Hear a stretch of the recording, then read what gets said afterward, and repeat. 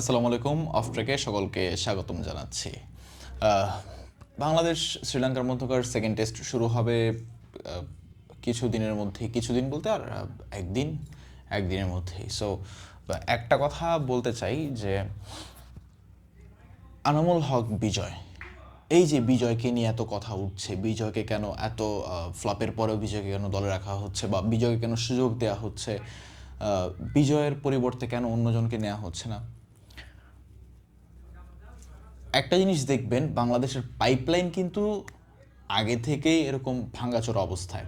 বাংলাদেশের পাইপলাইন কখনোই মজবুত ছিল না, বা বাংলাদেশের যারা নির্বাচক প্যানেলে কাজ করেন তারা কখনোই কিন্তু ওরকম মাথাওয়ালা ছিল না। আপনি একটা জিনিস খেয়াল করে দেখবেন, যারা টি-20-তে ভালো খেলে তাদেরকে টেস্টে ডাক দেওয়া হয়, যারা ওডিআইতে ভালো খেলে তাদেরকে টি-20-তে ডাক দেওয়া হয়, আর যারা টেস্টে ভালো খেলে তাদেরকে ওডিআইতে ডাক দেওয়া হয়। সো বাংলাদেশের কোনো নীতির ঠিক ঠিকানা নাই। আপনি বিজয়কে গালাগাল করতেই পারেন, হ্যাঁ বিজয়কে সুযোগ দেওয়া হয়েছে, বিজয়কে গালাগাল করতে পারেন, তবে বিজয়কে টেস্ট থেকে বাদ দিয়ে, দুই টেস্ট খেলানোর পর ওয়ান ডেতে বাদ দেওয়ার কারণটা আমি আসলে জানি না। বিজয় ডিপিএলের ওয়ানডে ফরম্যাটে সেঞ্চুরি করেছেন, ভালো খেলেছেন, রানের বন্যা বইয়ে দিয়েছেন, ঠিক আছে। বিজয়কে কেন টেস্ট দলে ডাক দেওয়া হলো? বিজয়কে ওডিআই দলে ডাক দিতে পারতো, সেখানে বিজয়ের জায়গায় দীপুকে খেলাতে পারতো, বিজয়ের জায়গায় জয়কে খেলাতে পারতো, বিজয়ের জায়গায় আরও স্পেসিফিক ব্যাটার্সরা ছিলেন যাদেরকে চেষ্টা করে দেখা যেত, কিন্তু সেখানে বিজয় কেন? বিজয় তো ডিপিএলে ভালো খেলেছিল 50 ওভারের ম্যাচে, not test format, 50 over format. So why Anamul Haque Bijoy in test squad against Sri Lanka? বিজয়কে ওয়ানডে দলে রাখা দরকার ছিল, টেস্টে দীপুটি মানে যে কোনো একজনকে রাখা দরকার ছিল, কিন্তু বিজয়কে টেস্ট দলে এই জন্যই নেওয়া হয়েছে, বিজয় ওয়ানডের জন্য, তিনি টেস্টের জন্য প্র্যাকটিস করেননি, তিনি টেস্টে খারাপ খেললে বাংলার মানুষ তাকে আর চাইবে না, তাকে নিয়ে আর মাথা ব্যথা হবে না, এইটাই চেয়েছিলেন নির্বাচকরা। দ্বিতীয় কথা হচ্ছে, গাজী আশরাফ হোসেন লিপু ভাই তিনি গণমাধ্যমের সামনে এসে বলেছেন যে যেই কয়দিন মেহেদী হাসান মিরাজ জাতীয় দলে আছে সেই কয়দিন মোসাদ্দেক হোসেন সৈকত দলের সুযোগ পাবেন না। আপনি আপনারা নির্বাচক হয়ে আপনি কখনো এইভাবে কথা বলতে পারেন না। আপনি এইভাবে ডিরেক্টলি বলতে পারেন না যে এই খেলোয়াড়টা থাকবে দেখে এই খেলোয়াড়টা থাকবে না।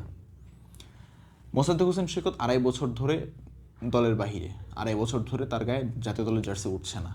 তবে মোসাদ্দেক হোসেন সৈকতের কীর্তিকে আপনারা ভুলে গেছেন বা নির্বাচকরা ভুলে গেছেন? আমার মনে হয় না তারা মনে রেখেছেন। মনে রাখলে এই কথাটা বলতেন না। অনেক সময় মেহেদী হাসান মিরাজ ফ্লপ যাচ্ছে, তাকে বসিয়ে মোসাদ্দেক হোসেন সৈকতকে সুযোগ দেওয়া উচিত, বা রোলিংভাবে খেলানো উচিত তাদেরকে। শেখ মাহাদি পারফর্ম করতে পারছে না, শেখ মাহাদি হাসানের জায়গায় মোসাদ্দেক হোসেন সৈকতকে রাখা উচিত। বাট তিনি করলেন কি, তিনি ডিরেক্ট বলে দিলেন গণমাধ্যমের সামনে মেহেদী হাসান মিরাজ যে কয়দিন থাকবেন মোসাদ্দেক হোসেন সৈকত সুযোগ পাবেন না। আচ্ছা, এখন আমি মেনে নিলাম যে 10-12 বছর মেহেদী হাসান মিরাজ স্কোয়াডে একেবারে সাকিবের মতো স্কোয়াডে পরিপুক্ত, তাকে আর বাদ দেওয়া হবে না। তাহলে কি সেই 10-12 বছর মোসাদ্দেক হোসেন সৈকতকে খেলানো হবে না? 10-12 বছর পর মোসাদ্দেক হোসেন সৈকত তো রিটায়ার্ডে চলে যাবে, তাহলে তো লাভটা কী হলো খেলোয়াড় হয়ে? তিনি তো বাদাম বেচতে পারতেন, তিনি শাকসবজি বিক্রি করতে পারতেন, মাছ বিক্রি করতে পারতেন, বাজার খুলতে পারতেন, যে কোনো একটা কিছু করতে পারতেন। Why he choose cricket profession? Cause he loves cricket, he loves his country.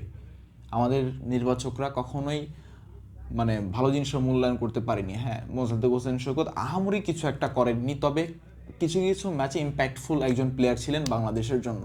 So that's why you can not say that যে কয়দিন মেহেদী মিরাজ দলে আছে সেই কয়দিন মোসাদ্দেক হোসেন সৈকত সুযোগ পাবেন। আপনি এভাবে বলতে পারেন না, আপনি একজন নির্বাচক। সো বাংলাদেশ ক্রিকেট বোর্ডের কাছে একটা আবেদন থাকবে যে এইভাবে স্ট্রেট ফরওয়ার্ড কোনো ক্রিকেটারকে যেন হেয় না করা হয়।